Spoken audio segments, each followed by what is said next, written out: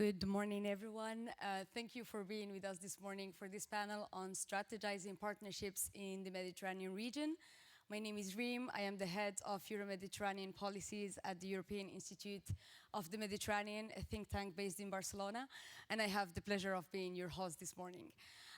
Before introducing the very distinguished panel I have the honor of being accompanied with this morning, I just wanted to remind you that the session is translated in several languages, and some of our speakers have decided to intervene in languages other than English. So if you need a set, please get it now before we kick off the discussion. We heard it yesterday throughout the first day of this Global Gateway Forum, throughout almost every panel, the very importance of strategizing, of reflecting and thinking about the what, the where, and the how of European investments outside the EU. And this is what we were invited to do this morning, specifically in the immediate neighborhood of the European Union, which is the Mediterranean region. And for that, I am really delighted to have a thrilling panel. First with us, the new commissioner fully dedicated to the region, to the Mediterranean, Mrs. Dubravka Šuica. Good morning. Next to her, Her Excellency Rania Al-Mashat, Minister of Planning, Economic Development and International Cooperation of the Arab Republic of Egypt. Marhaba. As well, Minister Jordi Hereu, Minister of Industry and Tourism of the Kingdom of Spain. We have the honor as well of having Mr. Ioannis Tsakiris, Vice President of the European Investment Bank, and last but not least, Mrs. Ahlem Friganoi, Deputy Senior Vice President of European Public Affairs of Total Energies. So as you see, a very complementary but diverse panel who is going to help us reflect on how to unlock the full potential of partnerships in the Mediterranean region and how these partnerships can truly deliver impact and how these countries together can continue pursuing their socioeconomic development goals, while also navigating together very large common challenges, going from ravaging conflicts, security threats that impact our supply chains, and also a growing climate pressure. So before kicking off the discussion, which I really hope that you will also join with us, because at the end of the session we will have a moment of hearing from you, your questions and comments, I would like to set three realities to frame a bit our discussion. First, the very high interdependence that we experience in the region. The southern neighborhood represents annually more than 250 billion in annual EU good trades. At the same time, the EU represents 40%, which is huge, of the region's total trade. So we see that the Mediterranean is pivotal to securing supply chains, to create resilient economies, to create jobs, not only in the southern neighborhood, but also in Europe itself. The second reality, demography and opportunities. And I know, Commissioner, that you are particularly sensitive to this question as you are also in charge of this portfolio at the Commission. 1 in every 4 young person in the MENA region is unemployed. So we have a real powerful opportunity for projects to actually deliver on skills, on creation of jobs, to have an impact on people's lives. And finally, the momentum. 30th anniversary of the Barcelona process this year with a new commissioner dedicated for the Mediterranean, but also new strategic and comprehensive partnerships signed throughout the region with Egypt notably, but also Jordan, Tunisia, others underway. So I want to invite you this morning to reflect with me and stress test how these Mediterranean partnerships can really convert this political alignment that we have now into visible benefits for people. So, Commissioner, allow me to start with you. How do you see, in your perspective, global gateway strategy, but also the forthcoming pact for the Mediterranean that you have been preparing with your Directorate General? How are they meant to unlock the full potential of partnerships and delivery in the region?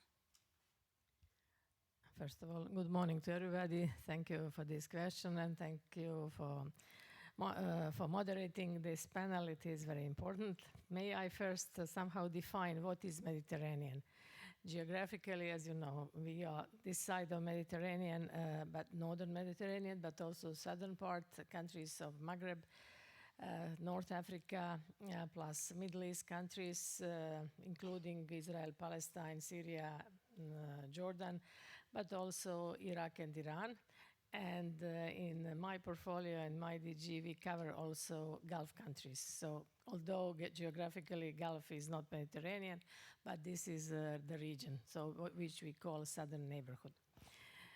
Since your question was about partnerships, everything is about partnerships nowadays, and this is how this commission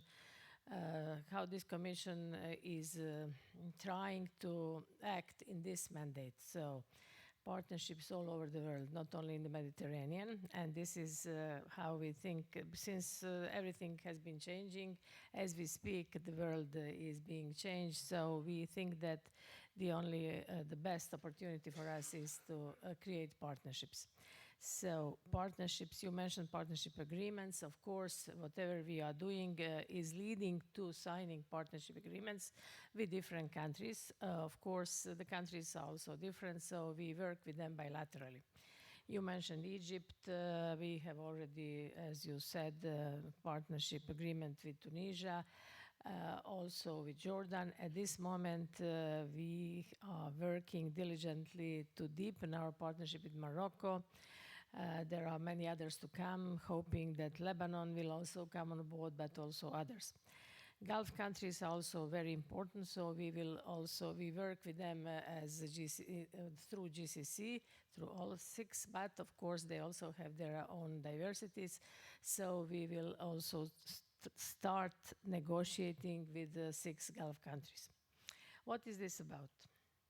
First of all, since you mentioned Pact for the Mediterranean, which is coming, today I won't be able to reveal everything because I have to leave something for next week, because the Pact for the Mediterranean will be adopted next Thursday at the College of Commissioners and then promoted on the occasion of the 30th anniversary of Barcelona Declaration in Barcelona.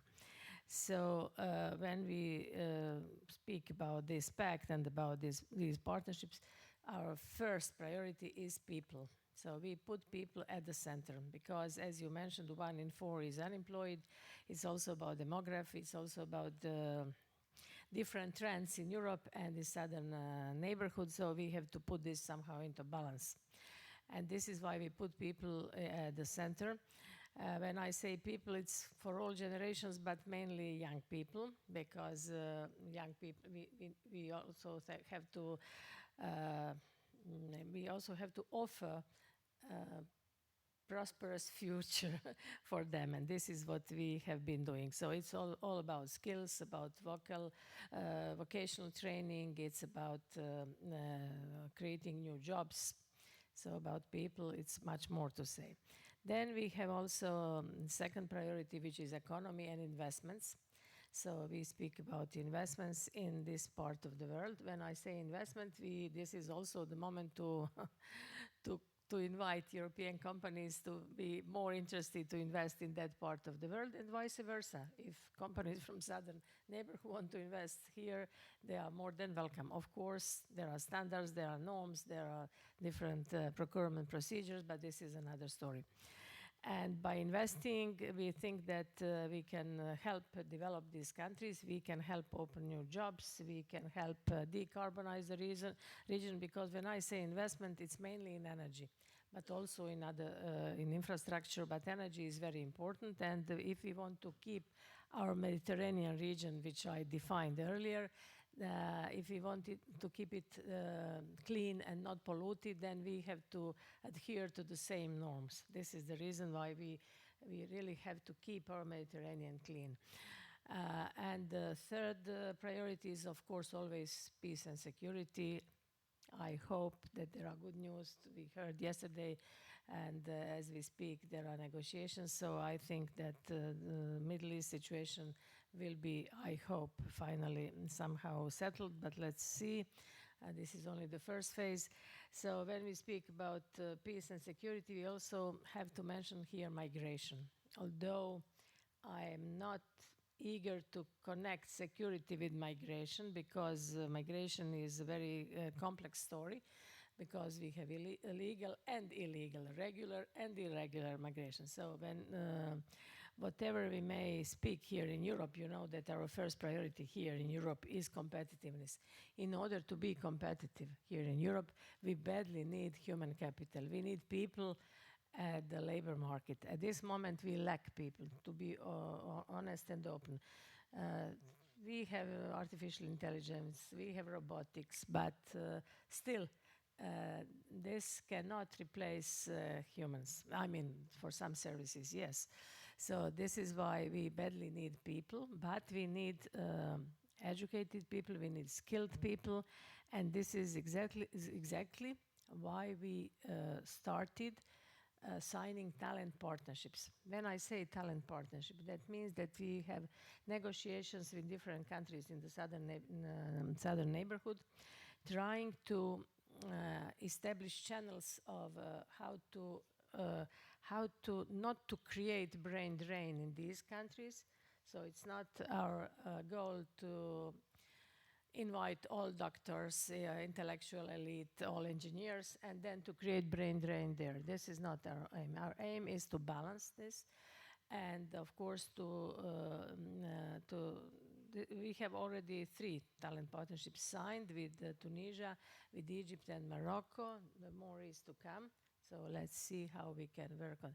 This is why I want to mention migration in much more positive context than as it is unfortunately politicized nowadays in some European countries. So there is much more to say. Let's continue our discussion. Thank you. Thank you, Commissioner, for this preview of what the forthcoming pact for the Mediterranean would entail for the region.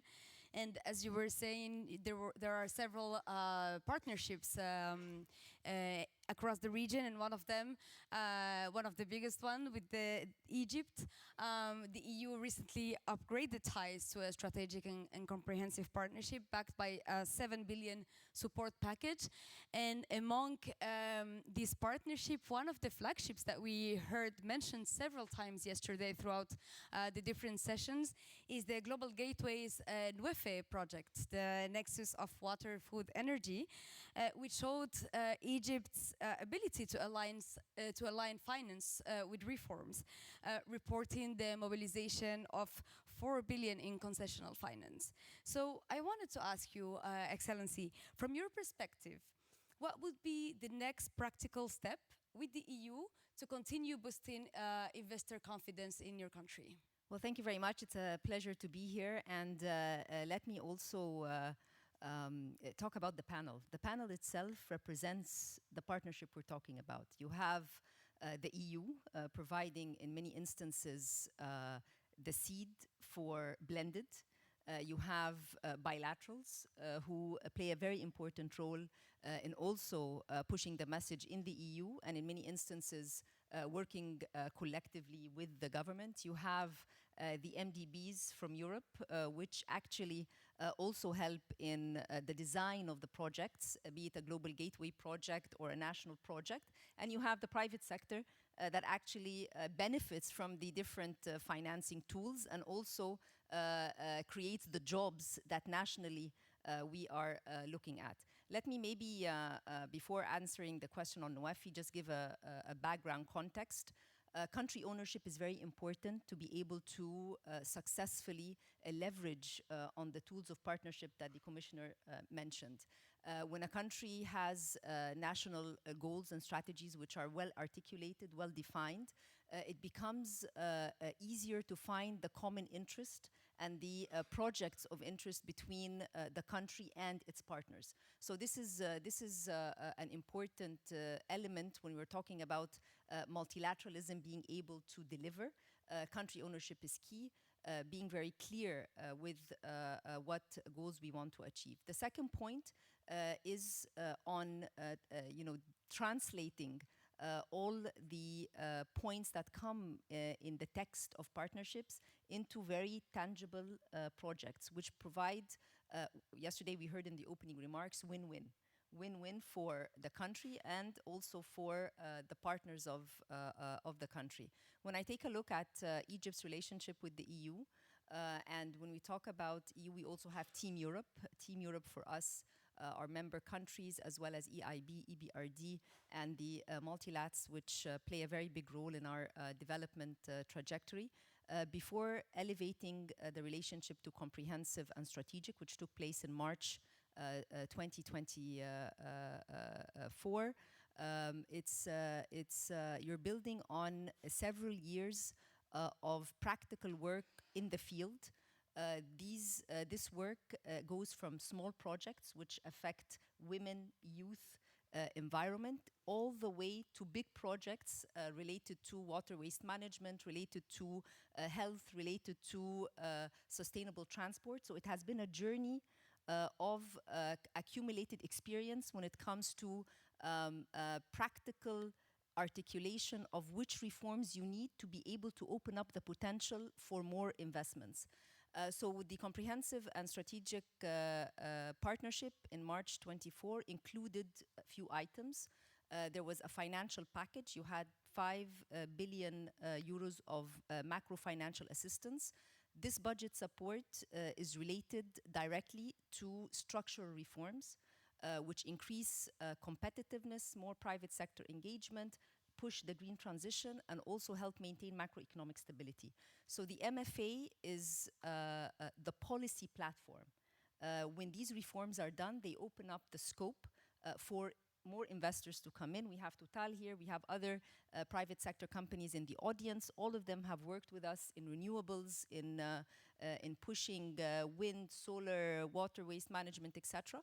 So the second part of the financial agreement includes 1.8 billion euros of investment guarantees. Extremely important, because as you're doing the policy reforms, you need to also de-risk the private sector coming in, and the EFSD Plus or the investment guarantee is a very important element of that, and we can discuss it in the next round of questions. And then the third point includes grants, which are related to what the Commissioner highlighted, youth, women, migration. So it's a package which reflects diversity, going from big projects which push the development trajectory, help us achieve our NDCs, help us create the growth and jobs and resilience of the economy, and also drawing in private investments. The Nexus of Water, Food and Energy, the NOAFI platform, this is a presidential initiative under COP27 in Sharm el-Sheikh in 2023. And the idea is identifying projects in the energy sector, water sector, food sector, and we also have NOAFI Plus. The Plus is sustainable transport, which basically help us achieve our NDCs by 2030, which is 42% renewable energy mix. And when you take a look at this platform, you find a diversity of financing tools. We have a debt swap that we've done with Germany, very important to push investments in the country. We have grants from the EU, which have been able to blend with concessional finance from EBRD, EIB, in order to push energy projects. And what we have been able to do in 2.5 years is mobilize $5 billion of concessional finance for the private sector. So this is a very useful example. When we talk about the Pact of the Mediterranean, it's also about scaling, and I was talking to the Commissioner yesterday that triangular cooperation is very important. Things that we have been able to do together, we can also replicate in other countries. So if I would conclude, I would say sequencing when it comes to the government's development path, speed when trying to push forward in order to meet your goals, and third is scalability when you're trying to also replicate successful examples in other places. Thank you. Thank you. We thank you, Minister, for this comprehensive overview on how we go from a partnership on paper to actual impact on the ground. Now I turn over to Minister Herreu in Spanish.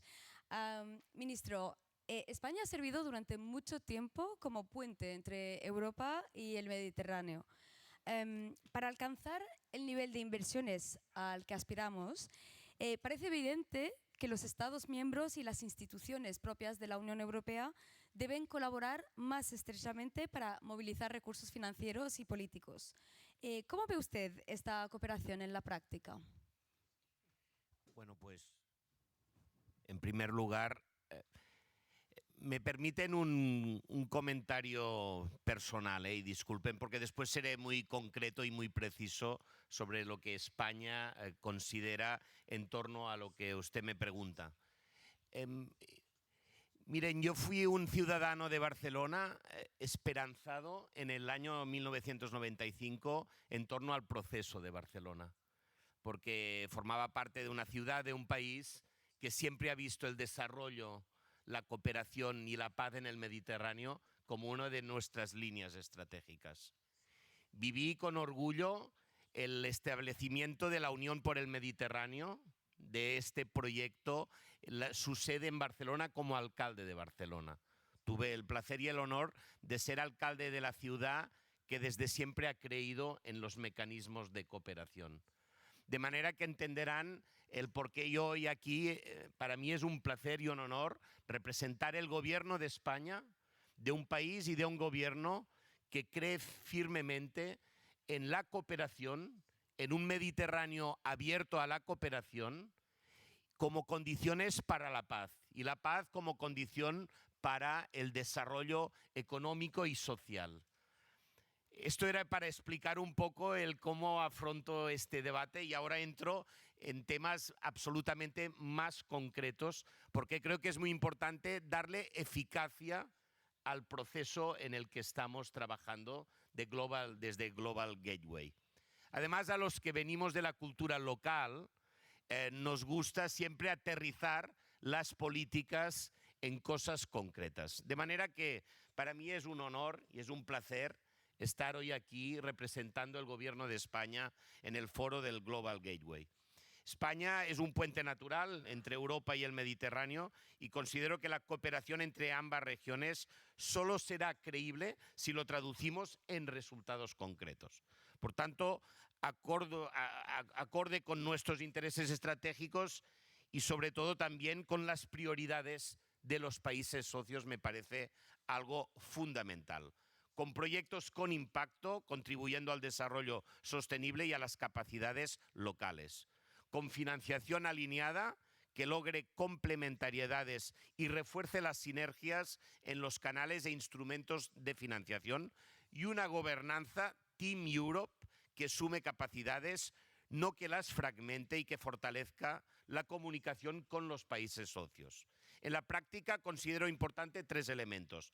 Primero, contar con una ventanilla única euromediterránea de inversión, con una cartera priorizada y métricas comunes que impulse los proyectos del Global Gateway. Segundo, acelerar la preparación de proyectos con asistencia técnica compartida y documentos estandarizados para que las garantías de los correspondientes instrumentos y programas, junto con el BEI, movilicen suficiente capital privado a escala mediante adecuadas coberturas de riesgo y soluciones en moneda local.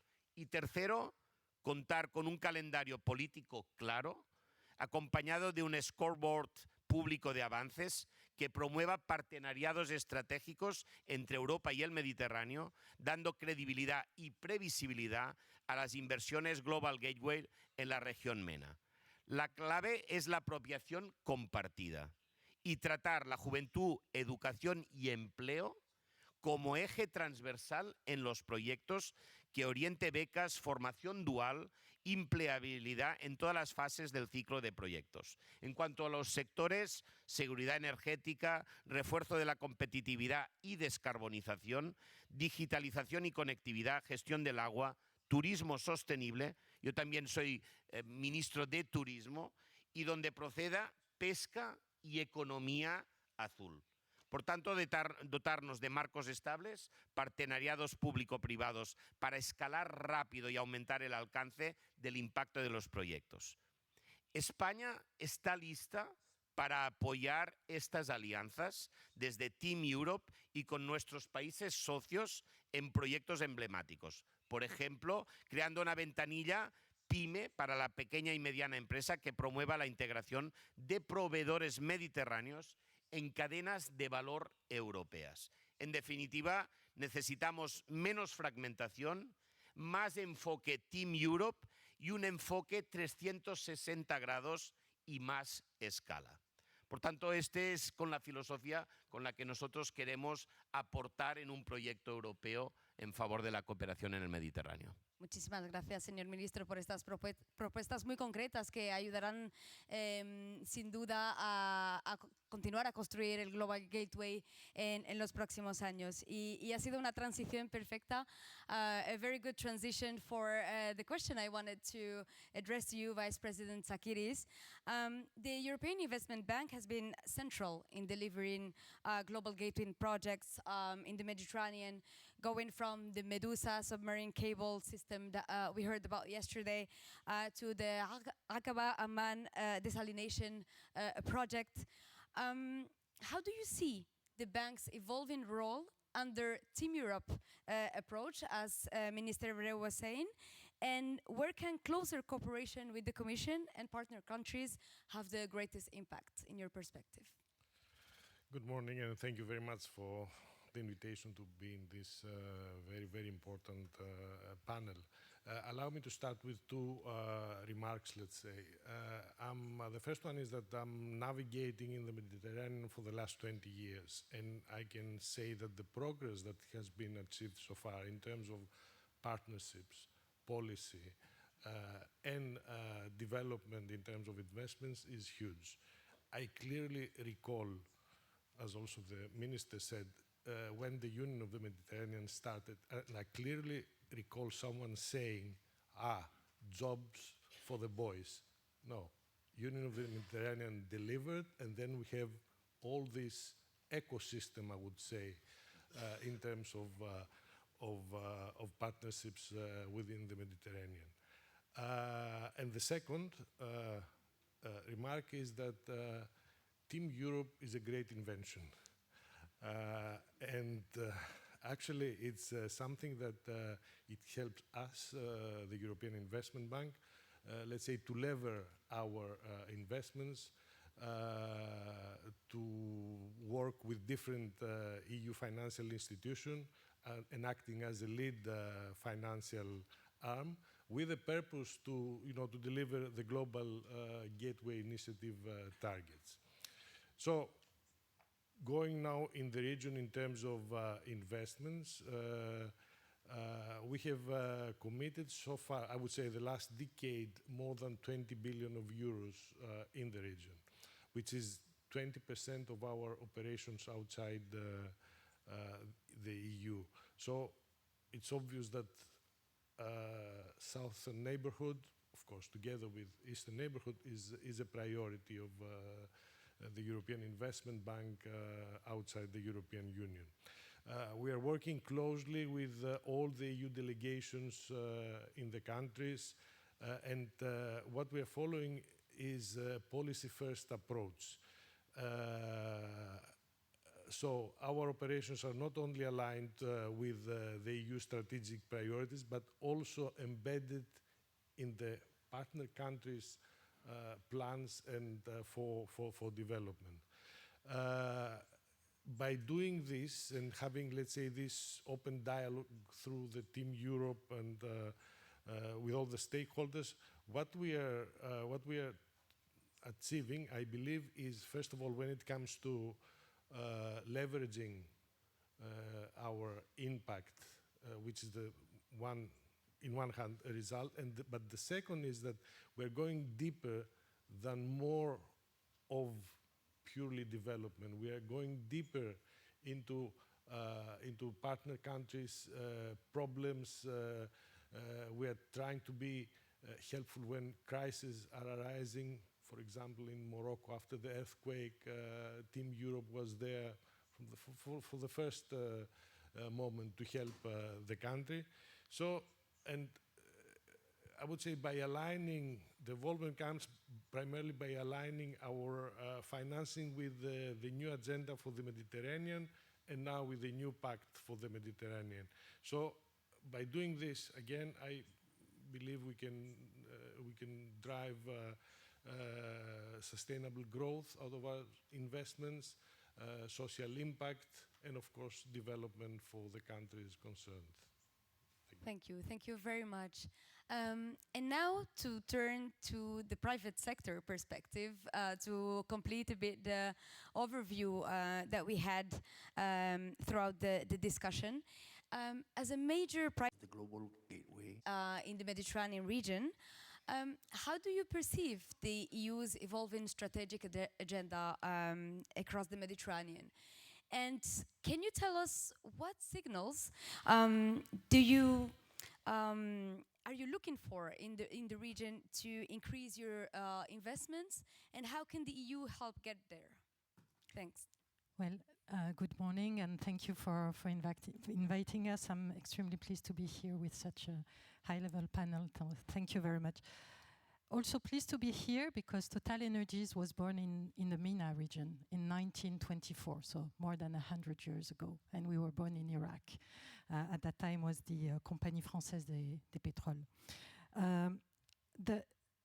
What I would like to say, first of all, is that the history of our company is the history of a company which has gone through a century of turbulence. The word is what we see today, and that was possible because we've been able to rapidly adapt ourselves to the aspiration of the society when it comes to needs for energy. So our strategy aims at making sure that we anticipate the evolution of the energy mix towards more electricity and a greater role for natural gas, and I will come back to that.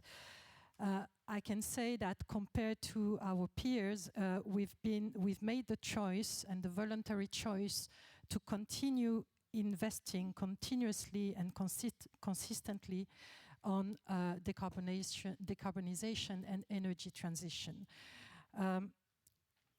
We want to provide more energy and less emission. And today, our investment portfolio is made of about $3 to $4 billion per year dedicated to renewable and flexible assets for the years 26 to 2030. We are leading the path on methane emission reduction on our operated assets, and indeed we are also decarbonizing our industrial assets, and that's indeed very important. I said we were born in the MENA region, and MENA region and Mediterranean constitute a key area of the deployment of our multi-energy strategy.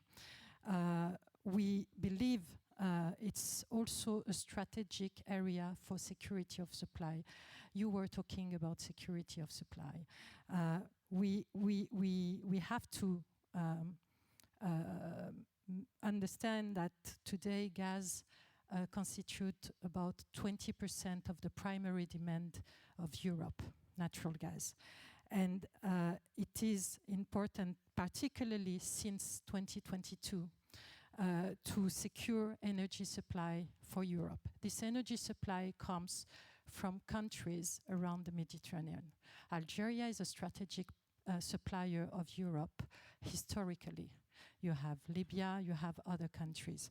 You have Qatar, of course, which is a strategic supplier for LNG in Europe. So from this standpoint, our view is that the strategic cooperation being developed under the new pact for the Mediterranean should embed not only the contribution to the global effort towards the decarbonization and the energy transition, but also look into the security of supply for Europe.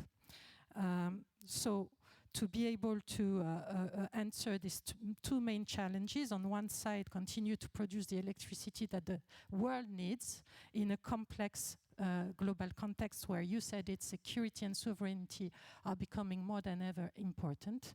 And on the other side, build a low carbon energy system on which we are contributing. So as a private sector, what we see is that governments are looking for long-term partners,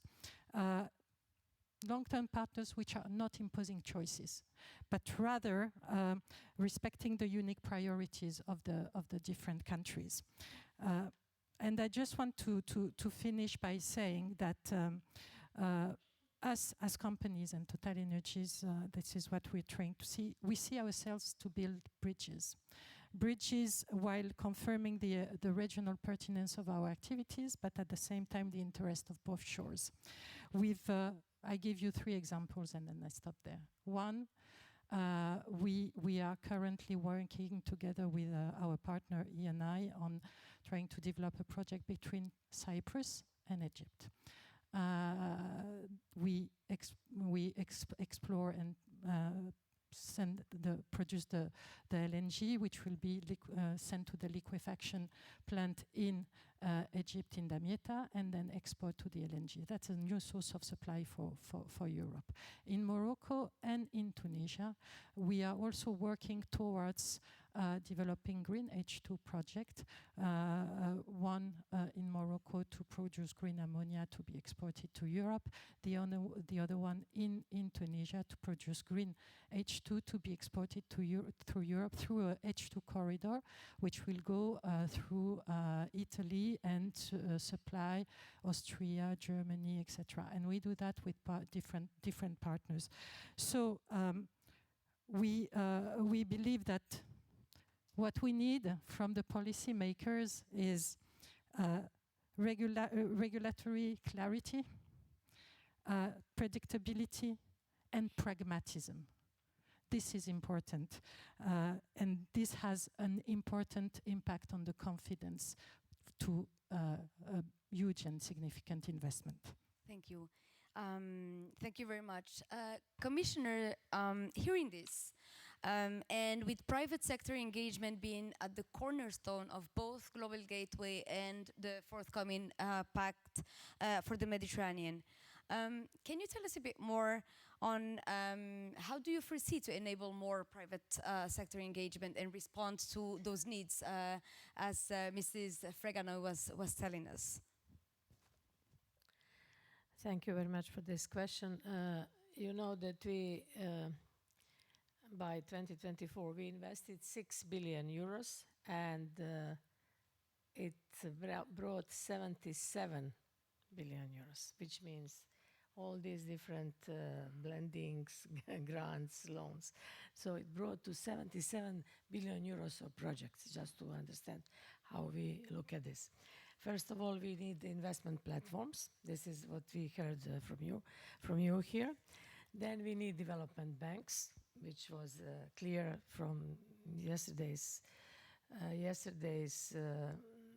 presentations, because they have know-how, they know how to work, what we heard from the colleague here. And the third one is triangular cooperation, which was mentioned here. It means Europe, specific countries, plus Gulf maybe, or if we talk about Spain, for example, you have interest, for example, in Morocco, you have interest Egypt, in Greece, Cyprus. So we have to work in triangular cooperation. This is how we look at this. Let me mention 3 examples of projects which were already mentioned here. One is Medusa, which was announced 2 years ago during this Global Gateway Forum, and now it landed in Marseille. So with the aim to land in Lebanon in the end. So this is how we think how to connect digitally and how to connect the region. I was speaking about people, of course, people are first to be connected, but this is, we need digital connectivity nowadays. And I also want to mention project which we have in cultural heritage, which is, for example, a project with Iraq, where we worked a lot on cultural heritage, how to protect heritage and so on. So there are projects. There is a third project, which was also mentioned. It's about water desalination. Aman, Aqaba Aman project, desalination conveyance. So this is something people need. We were speaking about water scarcity. We talk about 450 kilometers of this waterway to bring water there. So there are projects which connect people, which connect citizens, and we really think that we have a role there. Our European Investment Bank, our EBRD, also other banks are tools which we use in order to bring businesses there. But since regulatory mechanism and framework was mentioned here, this is very important. And I understand what you are saying. Of course, it's not easy, and we are not imposing anything. But in order to bring business, nobody will invest capital if their capital is not safe and secure there. So this is about regulatory mechanism. It's not about imposing European values. It's about imposing common standards and common norms. And this is something which should be understood. So Europe doesn't have any idea of imposing anything on preaching. So this is the reason why we now speak about partnerships of equals. And this is something which I always say whenever I come to different countries, because people sometimes think that Europeans want to sell their way of living. It's not about that. It's about norms, it's about standards, be it about procurement, be it about environment. You mentioned win-win. It's about win-win-win-win situation, because everybody wins here. Be it decarbonization, be it new jobs, be it development of technologies, be it whatever. It's everything. It's about winning. So it's for mutual benefit. It's not for the benefit of European Union. Of course, you know that we are trying to get rid of fossil fuels, and also getting rid from fossil fuels from some countries, not to mention the country now. So we, of course, want to produce renewable energy, cheaper energy if possible, and bring this energy to Europe, but also to use this energy for the development of industries in the southern neighborhood. It's not only for Europe. So this is to be understood, and this is our new philosophy, and I hope that we will develop it if all of us work together. Thank you. Thank you. Minister El-Mashad, similar question. Egypt's experience with PPPs, with public partnerships, and blended finance have been really strong in the last years. So, what are the main bottlenecks you see in increasing private investment, and how can cooperation with the EU help address that? Well, thank you very much. One of the key items of any private-public partnership project has to do with the feasibility studies and the preparation of the project. And I have to say that over the past years, through whether it's grants with different MDBs or grants with the EU, most lately, we have put money as a government along with EBRD to create a project preparation facility to promote PPPs. So there's a lot of groundwork that is required to make a project successful, i.e. going from its just inauguration as on paper to implementation. So and the Vice President from EIB mentioned project preparation. So to me, this is key. The second point is clarity with respect to the project itself. And number three is to make it investable, because the private sector wants to come in and ensure that there are dividends that come out of the project. I want to also maybe reflect on that by saying there are so many facilities for financing, for technical assistance, for grants everywhere. The point is, how does each country get to coordinate that in a fashion which creates the complementarity and also leverages the comparative advantage of the different partners. And that's why I always call that every country should have a Ministry of International Cooperation, because the scale by which there are so many tools, so many goodwill, so much is out there. but how can we collect it all so that we direct it in a way that creates efficiencies and maximizes the outturn. In our case, we have been extremely, we have a lot of credibility with the international community. So when the comprehensive and strategic relationship with the EU was being discussed, it comes on the back of very strong economic ties with the different MDBs, with the different member states. So we entered March 2024 already with close to 13 billion euros of partnership with the EU. So this is also very important, that the country itself is able to realize the different tools and the different modalities that do exist. I want to also comment on the point of predictability of policy and regulatory reform. And I want to say that structural reforms are a continuous process for all countries.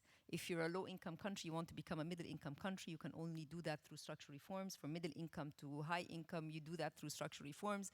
High income, you have to, you're still, we had a discussion with the commissioner yesterday, you're still competing in a bigger sphere, and you continue doing structural reform. So it's an endless process. The point is, how can you be clear about this process, and how can you communicate it with your stakeholders? And those stakeholders are the investors, are the financiers, are the partners. In the case of Egypt, we have most recently put out our narrative on economic development, which includes a timetable with structural reforms to push the green transition, to push competitiveness.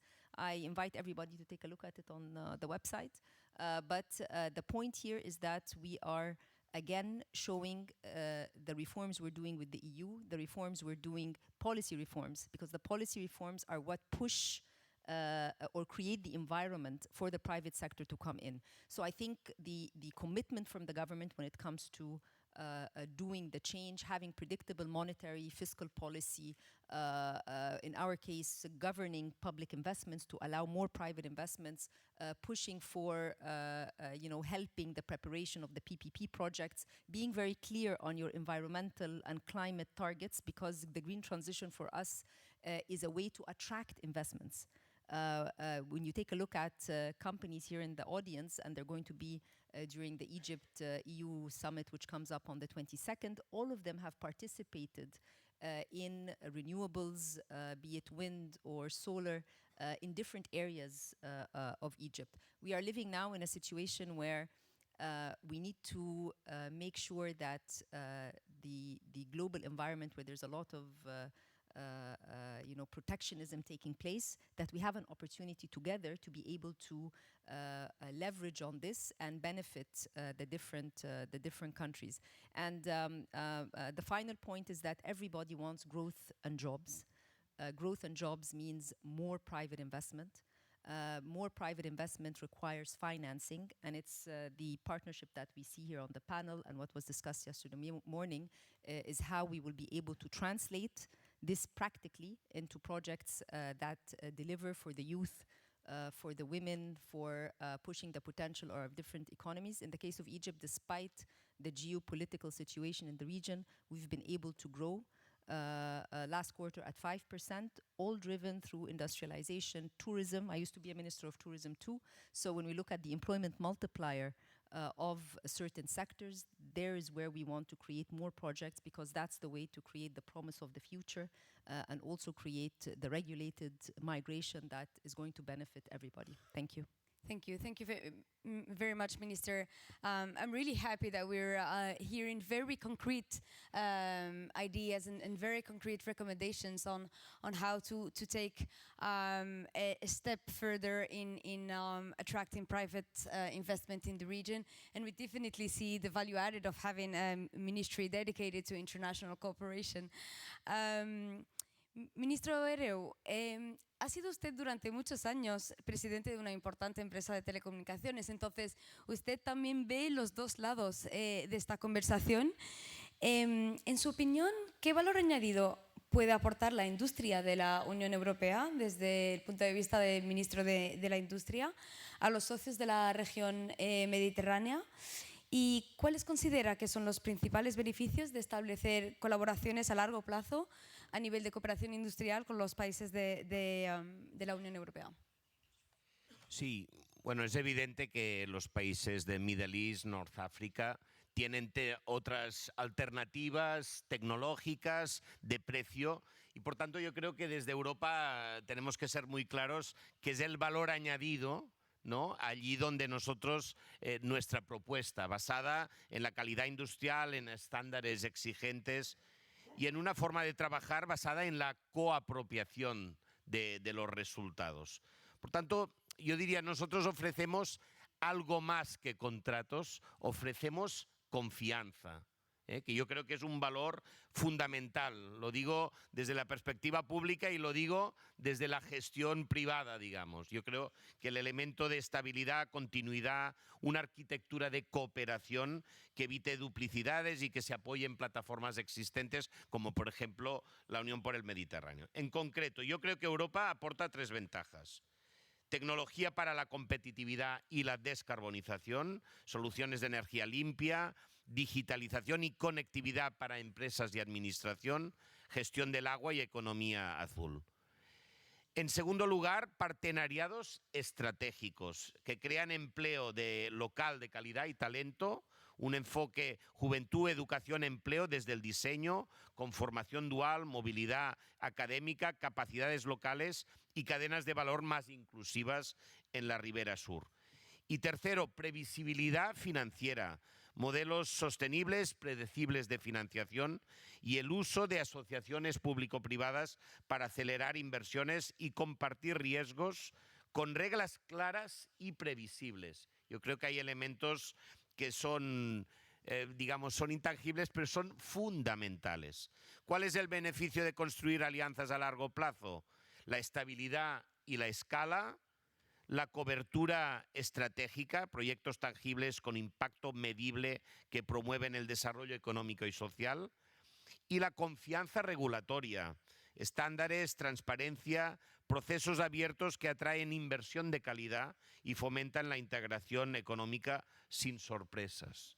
En resumen, la propuesta europea no compite solo en precio, compite en fiabilidad, en promoción del desarrollo sostenible, transferencia de capacidades y un principio que me parece fundamental, la prosperidad compartida, porque si no, no hay visión a largo plazo. Por tanto, si unimos industria, financiación y una gobernanza Team Europe con la Unión por el Mediterráneo como engranaje operativo, la idea del win-win, ¿no? De que tenemos que ganar todos como base para el desarrollo sostenible también en el tiempo.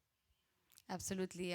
We see a total convergence of views, and we come back always to the beginning of this Global Gateway Forum yesterday on the importance of win-win partnerships. Now, Vice President Zakiris, from the banker's perspective, how do you think we can scale up the mobilization of private capital while always maintaining the focus on sustainable development goals, on long-term sustainability? And what lessons learned can you share with us from your pipeline of projects in the region, concretely on this? Thank you.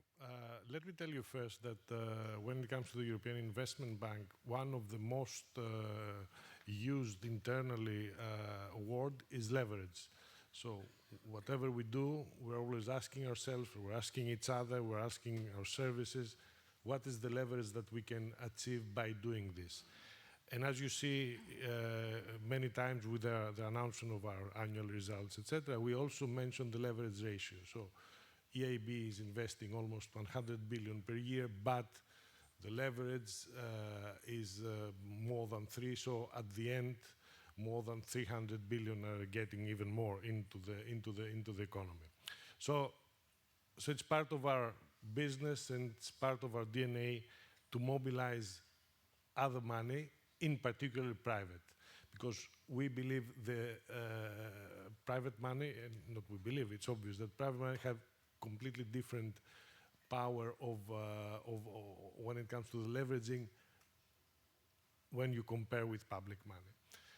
So that's a fact. Now, how you can achieve more when it comes to leveraging is by having, as we call it, smart financial instruments. So financial instruments that they are blending smartly public and private money, aligning them, and creating an outcome that serves both expectations, obviously policy and return. And there are several examples of this type of products that we are doing not only in Europe, obviously, but also in the Mediterranean region. For example, the intermediated loans through the banks, which this one we are asking private money to be put alongside ours and then given to the small and medium-sized enterprises. Another way is by attaching to our money technical assistance. Let me tell you an example. In Tunisia, a project that we have done, which is the Relance Economique, where there's not only money, but it's technical assistance. So to develop projects, products, smart products, customized for the country, so that to achieve more leverage and more impact. And last, when it comes to private investors, we believe that the small and medium enterprises is a key sector to focus.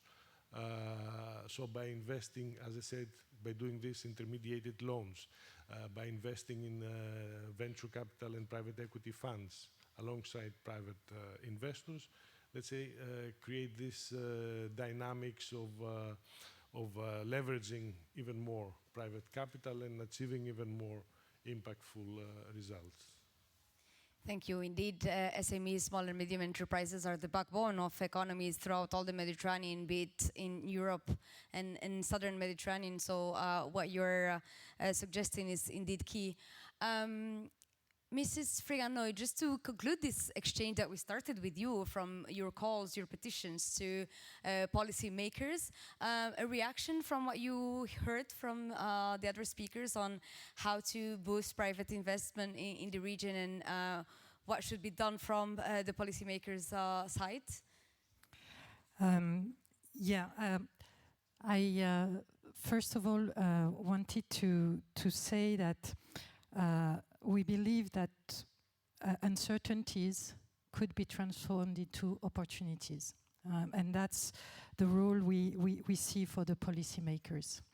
As far as what a successful partnership could look like, we believe that it has to be based, or can only be based, and I think it was said a couple of times, on trusted relationship, on shared strategic interest and shared benefits or prosperity. In energy, what does it mean? It means supporting energy and power projects that positively contribute to the economic development, that also align with the international climate commitments for NDCs, for instance. But it also means understanding the constraints and the challenges that the partner countries are facing and being open to flexibilities. I think pragmatism and flexibilities are key important points here. Second point is developing and strengthening energy infrastructure. Europe can help modernize electricity grids, gas interconnections, hydrogen corridors in the partners' countries. That would help the country, but would also be beneficial for Europe in terms of supplying energy. And in this regard, the upcoming new pact for Mediterranean, with the explicit objective to improve local infrastructure, should support strengthening gas, electricity, hydrogen interconnections, developing energy corridors. I was talking about the corridor for Green H2, which uses existing gas assets and could be turned into corridor for transporting H2, developing industrial hubs for decarbonization.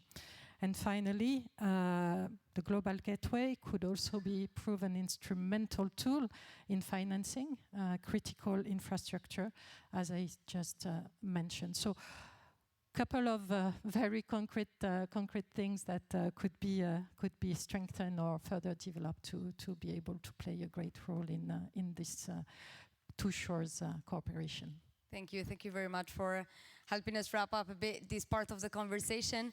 I would like for the last half hour of this panel to get back to where we started, which is how to deliver, how to convert all this conversation, private sector investment, strategic partnerships into real impact on the ground, into changing the lives of the citizens across our countries. We have a Mediterranean region that has never experienced higher inequality rates than today, be it inside Europe, within countries, and among countries themselves. Financial crisis more than 20 years ago, then the COVID pandemic, and wars that really impacted the social tissue of our countries. So I wanted to ask you, Commissioner, how do we ensure that these investments, that these partnerships that you're building, such as the TMED initiative, for example, that will be inside the package of the new Pact for the Mediterranean, really translates into local jobs, skills, and inclusive growth in the countries you are partnering with? Thank you for this question. But before I reply to your question, may I refer to flexibility, which you mentioned. So, of course, we have all of us have the same goal in order to change lives there and to make lives of the citizens in southern Mediterranean better and more prosperous. But on flexibility, of course, we are trying to be flexible. We need trust, of course. We don't want, as I said earlier, to impose any conditions. But at the same time, we speak about private money, but sometimes we also speak about public money, which is taxpayers' money. Since I'm politician, and since we have to somehow justify our decisions in front of the parliament, for example, or in front of other representatives of our taxpayers and our voters, they always ask us to stick to, of course, rules, human rights, democracy, rule of law, and it's not always easy just to understand, to accommodate all the political wings, just to understand what are our barriers. Although we are trying to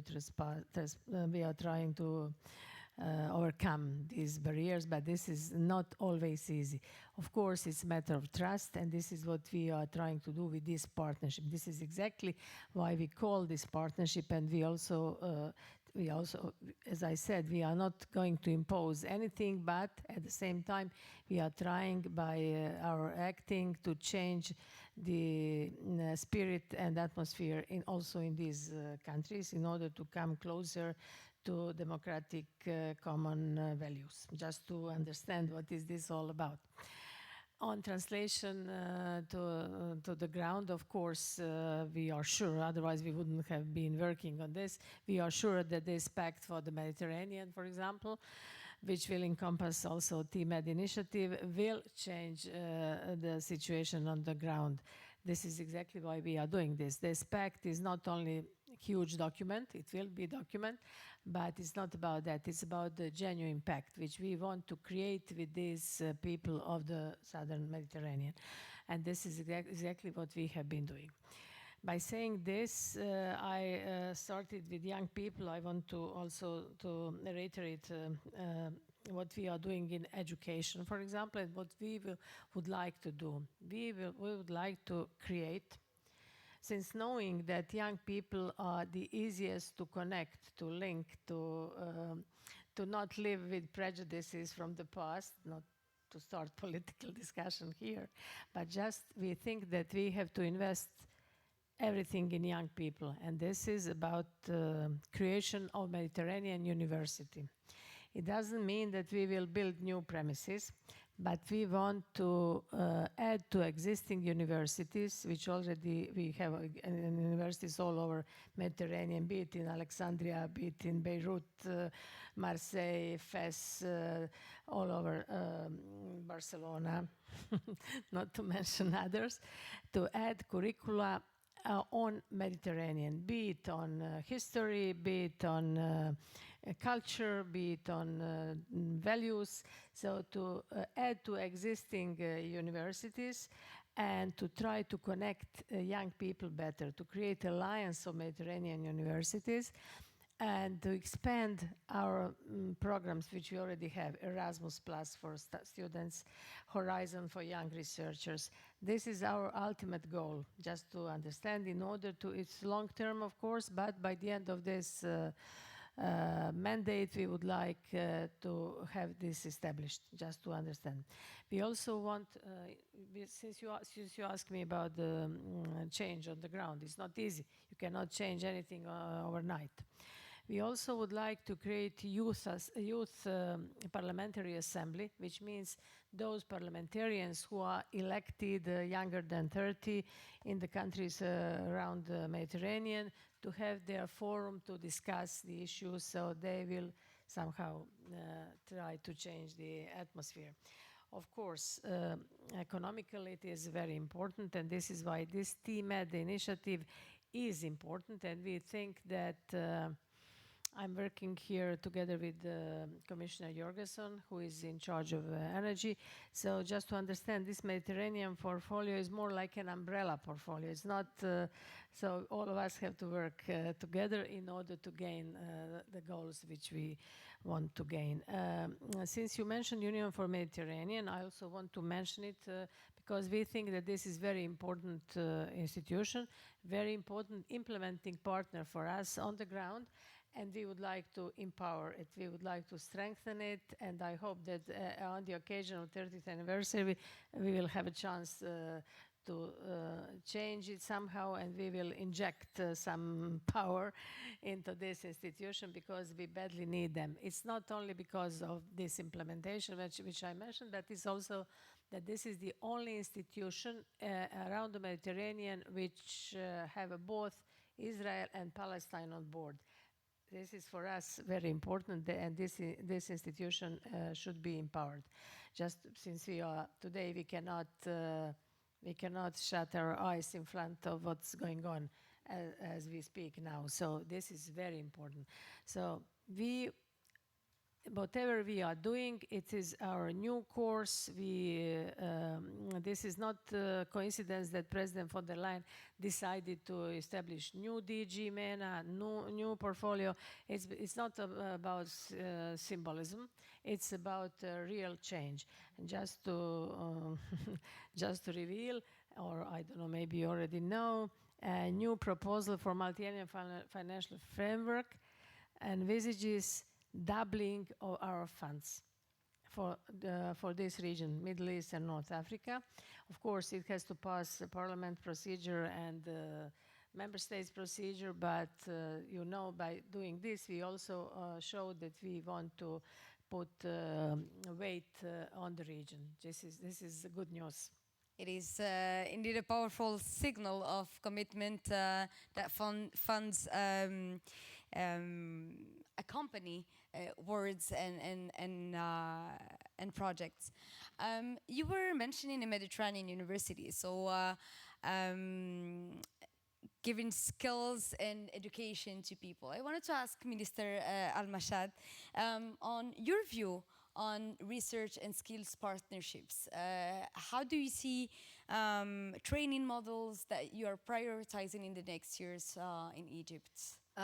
Thank you for that question, and let me just link it to a discussion that's taking place globally, and that is the definition of a global public good.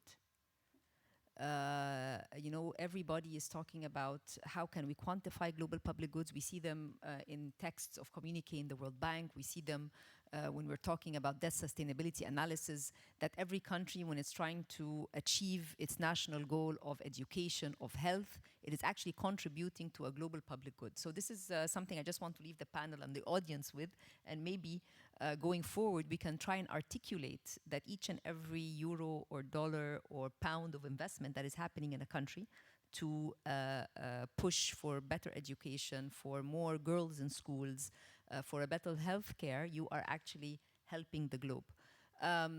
when it comes to research and development, with respect to the EU partnership with Egypt, we have EU Horizon, which is a very important and powerful tool of engagement in order to push scientific research and so forth. That is one. We also have with the EU Prima, which is a call for scientific projects, and this happens every year, and we have many small, medium enterprises, many universities applying and getting grants to push this, and this also employs so many young researchers and so many students and in universities, whether public universities, private universities. So there's a widespread engagement and actually beneficiaries who benefit from this. We have the EU Yes, which is youth and employability, another very important tool. When it comes to vocational training, and this is something that we also put in Egypt's narrative for economic development. In order to go to the second stage of development, we spent so many years putting the infrastructure with respect to the ports, with respect to the roads, with respect to the electricity and the grid. And now this infrastructure has paved the way for the next stage, which is more focus on industrialization and exports.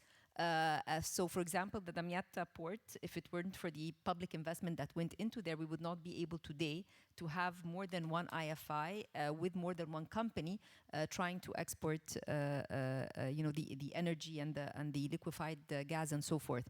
So each and every step of development is a building block to be able to push the potential, create more jobs, create more growth, and the most important is resilience. Shocks are not going to end, unfortunately. I'm not predicting another shock, but we have seen that the frequency of shocks is more, and they are very multidimensional.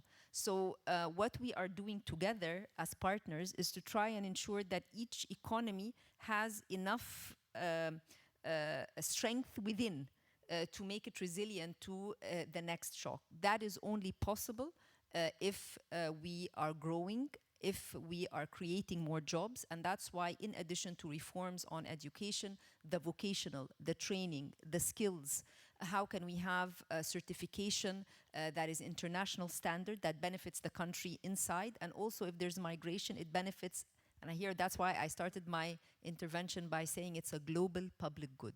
Each and every healthy, educated citizen in any country is a global public good when all of us are trying to complement, at the end of the day, hopefully a multilateral system which has peace, stability, and most importantly, and I repeat it again, resilience. Absolutely, absolutely. Thank you very much, Minister. Now I turn to Minister Herrero. As you were saying in the beginning, you come from the local context as commissioner here. You know very well how to see and be at the front line with citizens. So, ¿cómo cree que las asociaciones entre la Unión Europea y el Mediterráneo puedan contribuir a mejorar tangiblemente la vida de las personas en la región? Bueno, yo creo que pasar de las declaraciones a los proyectos estratégicos concretos, ¿no? Y por tanto yo creo que generen más y mejores empleos, capacidades útiles y especial énfasis en la inclusión de jóvenes y mujeres. Creo que son un elemento fundamental. Por tanto, aterrizar el enfoque que hemos dicho, juventud, educación, empleo, en programas concretos. Esto es lo que tenemos que pasar.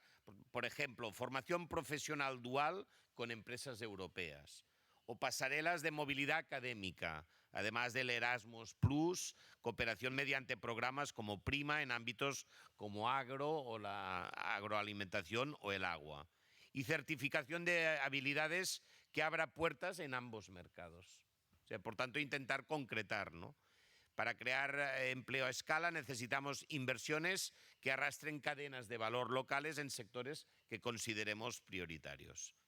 Yo creo que en este sentido la Unión Europea puede articular prioridades comunes en ambas regiones.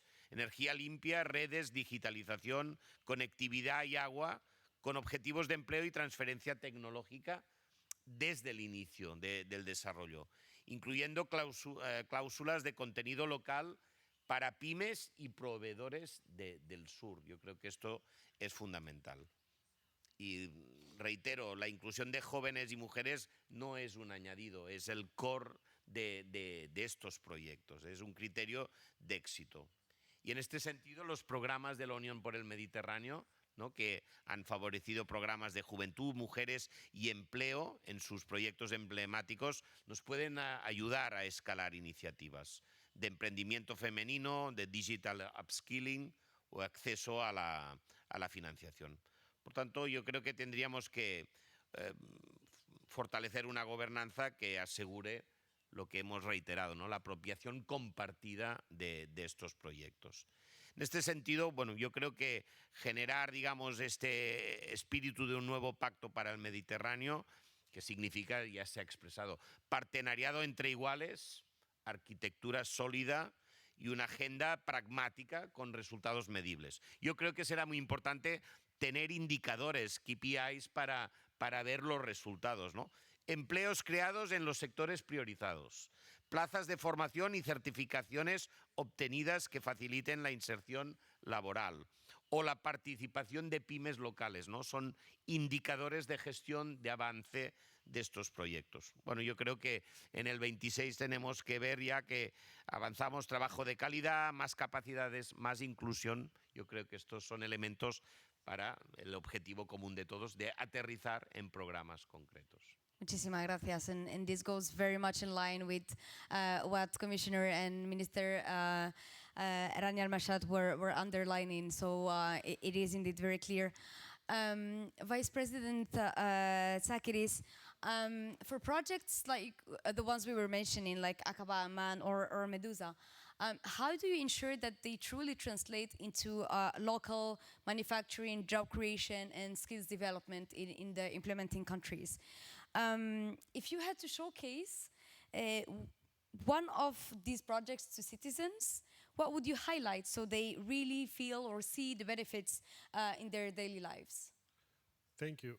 First of all, there's not much to add on this topic because all the previous speakers, they touched exactly what is needed.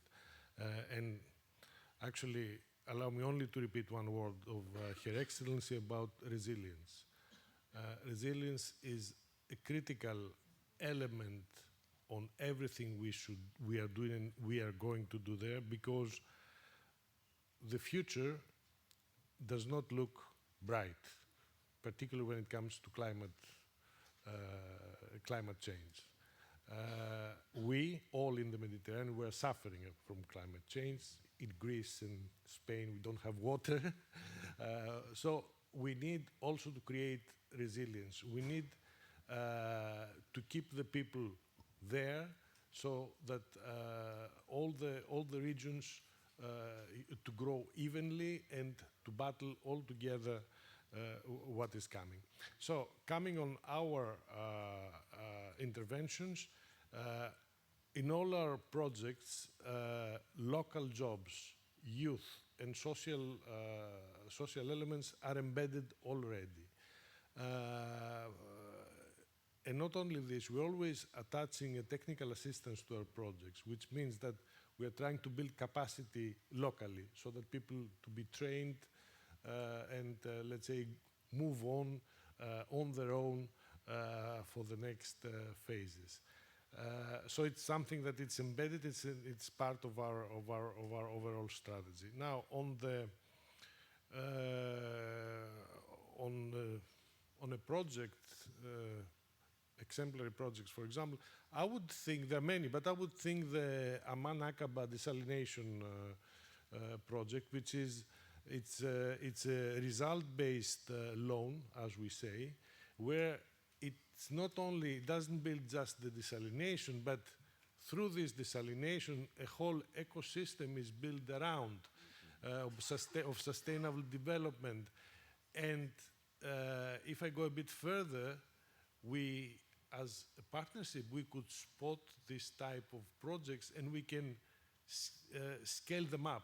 So we can build even more around them, and even more, so concentric cycles. And I think by doing this way, we will achieve that people stay there, grow there, economies are growing there, but most importantly, we are achieving resilience. Thank you. And this brings us back to what we were saying earlier about the importance of replicability and the capacity together to scale up what we currently do. A final word from Mrs. Freganoy. From the private sector perspective, any views on what we were commenting on how you contribute to build local value chains and skills in host countries? Yes, thank you very much. But before that, just allow me a second just to come back into the need for pragmatism and flexibility.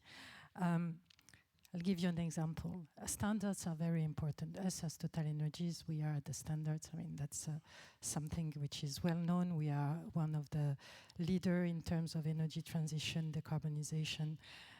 But we are working in countries where our local partners do not necessarily have the same level of technology and who need to be supported to achieve that level of standard that is required. And this is what we are saying when we are talking about flexibility and pragmatism.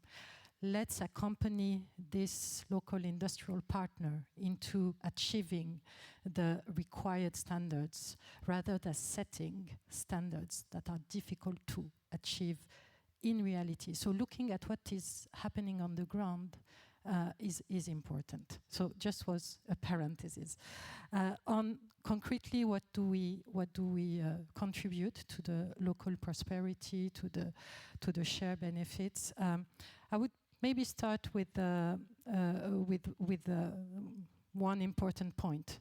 We pay taxes as Total Energies, and that's absolutely normal.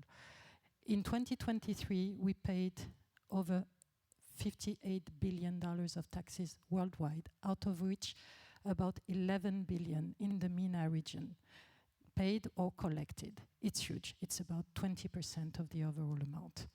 We deliver clean, affordable, reliable energy, and that helps fight poverty and increase the living of standards. I think it is important.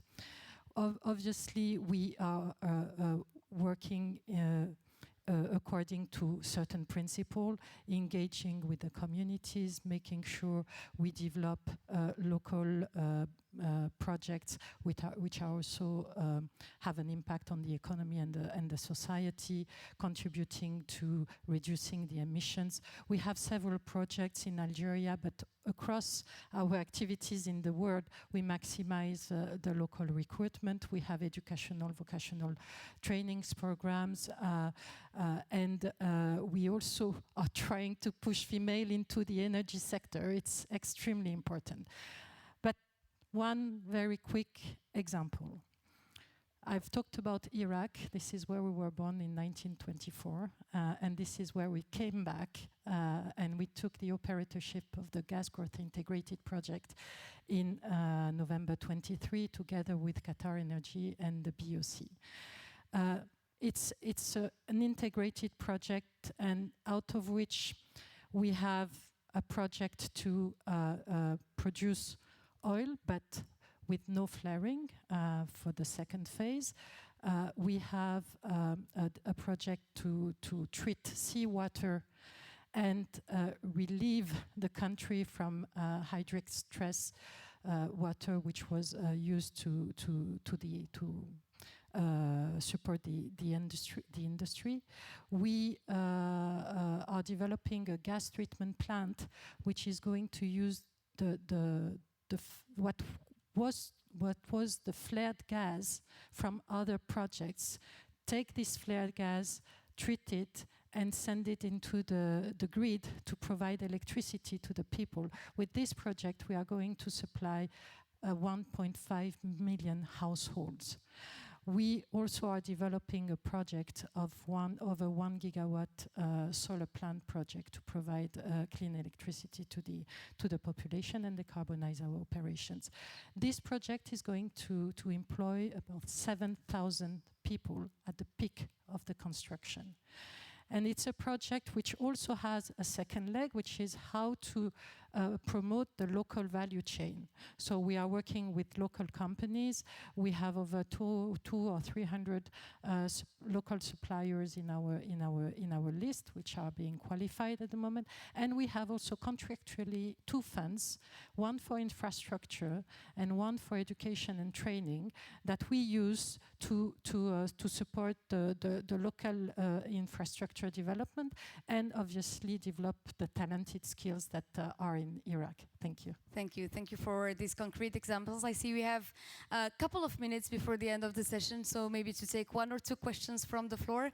I think that hostesses will hand you the mic. Just present very briefly yourselves. I'll take a question here and the one next to you. Thank you.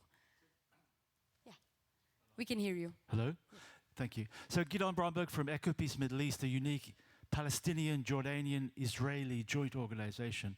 When we talk about people first, we have staff in Gaza that have survived. We have staff in Israel that are waiting for their hostages, family members to come home. I want to speak about IMEC that hasn't been mentioned. This economic corridor that presents the potential of uniting Europe, the Middle East and the Gulf, of course, and beyond. But for this particular panel, this economic engine can do more than just economy. And if IMEC is inclusive from Egypt across the Eastern Mediterranean, including Turkey, then it can really also advance peace. And EcoPeace has been leading in preparing research and proposals of a peace triangle addition to IMEC that could see not only the port of Haifa as a Gulf port to the Mediterranean, but also a port in Gaza as a Gulf port on the Mediterranean. I'd love to see what's the possibility of seeing this type of language in the Pact for the Mediterranean, in a flagship project of Global Gateway Forum. Cyprus, we're working very closely with Cyprus on linking renewable energy exports from Jordan across Israel, supplying energy to Gaza, and then with the Great Sea Interconnector onto Cyprus and Europe. Thank you very much. My name is Eleni Nikolaidou. I'm from the Ministry of Foreign Affairs of Cyprus. My question concerns not just the Mediterranean region, but other parts of the world. There is a lot of discussion and a lot of expectations that through Global Gateway, private investment that will be directed also to conflict-affected countries, and in that way, migration from the south of Mediterranean to the north of Mediterranean will be reduced, and also brain drain, which is very important to remain in their countries of origin. How realistic is it, and what sort of extra investments would the European Commission give to private companies in order to incentivize them to go to countries where there is instability, where there are not sufficient regulatory frameworks to go and invest? Thank you. Thank you. Is there any other question from the floor? I don't see any. Please, Commissioner. Thank you very much for these questions. IMEC hasn't been mentioned, but of course IMEC is part of our job, and since it starts in India and I hope ends in Mediterranean, this is shared responsibility between me and Commissioner Sikela. So it's, as you mentioned, it is a connectivity project, but it's not only about transport, it's not only about digitalization, it's about connecting people. So your ideas are welcome, your contribution is excellent. So let's continue discussion on this. I cannot now particularly speak about port in Gaza, but let's continue our discussions as we started prior to this panel. On the last question, on the question from Cyprus, of course, as I already mentioned, it's about balancing, it's about not creating brain drain in the countries of conflict. It's about, I hope that all of us here share same goal. We want to bring the Mediterranean closer. to bring Mediterranean countries closer, to empower the countries, to empower the people in the region. This is it's not coincidence that I mentioned university. We want to connect young people, and we want to create environment for the people to stay and to grow, as you rightly said, where they are. So this is also a right to stay. So this is what we are trying to do and what we will be doing. So it's not about inviting people to come to Europe, but we need people, of course. And if someone wants to come to Europe, they are welcome, because Europe is not fortress, but there are rules. There are rules, there are legal pathways which we are trying to create. And this is where I work together with my dear colleague, Commissioner Brunner. So there is much more to say, but I know that we are, we wasted, or we are not wasted. We are not, No. we didn't waste that. So I think that we can continue this discussion in different fora. Thank you so much. Absolutely, and I know that Minister El Mashad has another panel this morning, so I just wanted to thank you very much all for the contributions to our reflections this morning. The conversation continues. There are other sessions actually on IMX specifically, and other elements on Global Gateway strategy. I am told as well to tell you to also continue the conversation and the discovery of the projects with the different panels and interactive screens you have in the corridor, so do not hesitate to take in all the information that is present for you throughout the forum. Thank you very much to our distinguished speakers, and have a good day.